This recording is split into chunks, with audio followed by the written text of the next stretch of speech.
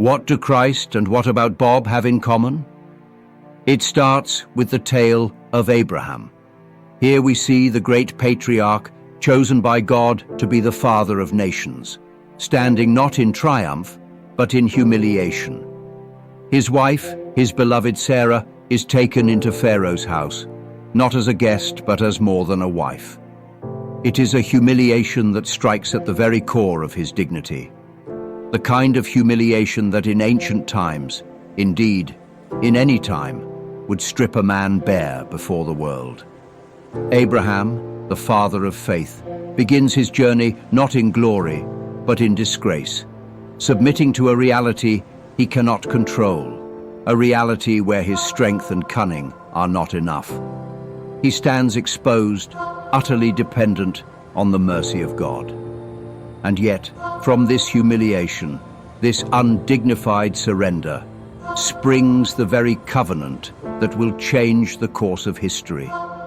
Abraham is not lifted up by his power, but by his obedience, his willingness to trust in something greater than himself, even when it appears that the world itself mocks him. In this moment, Abraham foreshadows a truth that echoes through every age. The way to God is not through triumph, but through the cross. Now, let us leap forward to our own strange and electric age. We live not among shepherds and pharaohs, but among tech elites and digital monarchs, men and women who believe they have decoded the universe itself. They whisper, with a kind of eerie confidence, that we live not in a created world, but in a simulation, a grand piece of software spun by unseen architects. The modern pharaohs of Silicon Valley gaze upon their algorithms and say, "Behold, we have found the secret of existence." They tell us that the material world is not real, but they offer no transcendence, only a new kind of captivity. For while they dismantle the materialist worldview, they replace it not with the eternal, but with the artificial. And what are we to make of this peculiar revelation?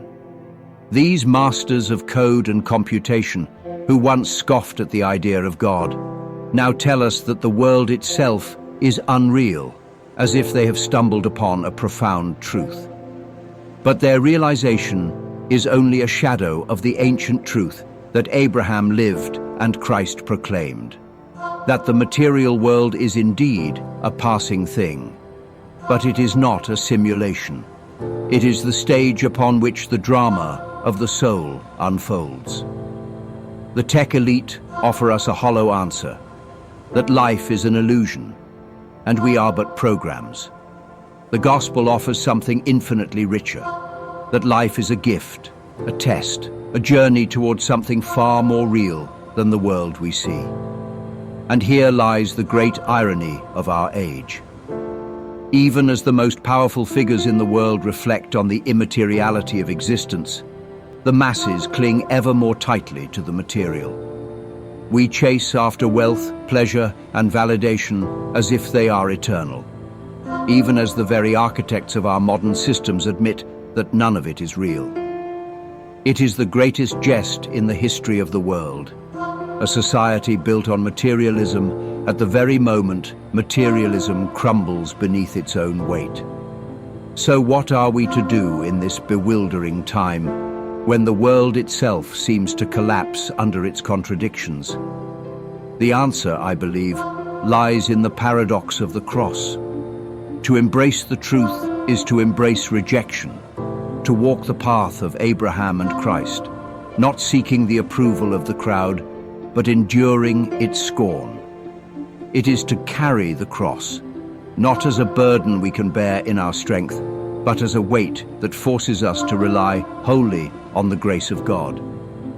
It is to become, as St. Paul said, fools for Christ.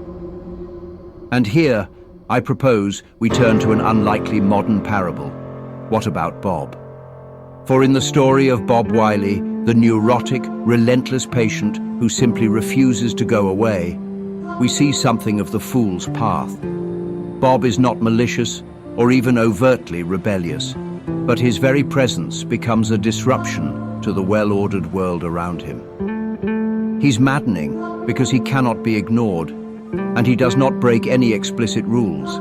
He simply persists, showing up again and again, smiling and speaking plainly, until his very existence becomes unbearable to those who cannot accept him.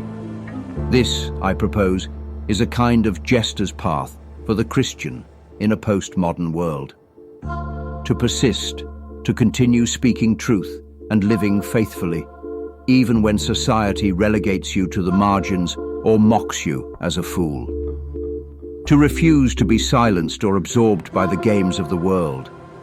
This path is not about confrontation or rebellion, but about simply being, a presence that cannot be ignored, a life that testifies to the truth simply by its persistence. Yes, this is a path of humiliation. Yes, it is a path of rejection, but it is also the path to life. For as Abraham shows us, as Christ shows us, and as Bob Wiley reminds us in his own peculiar way, it is only in losing the world that we gain the kingdom.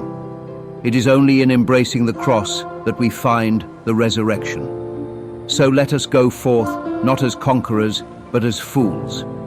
Let us carry the cross, endure the scorn, and persist, even if we look like jesters with dunce caps. For in doing so, we follow the footsteps of Abraham, the faith of Christ, and the wisdom of the ages.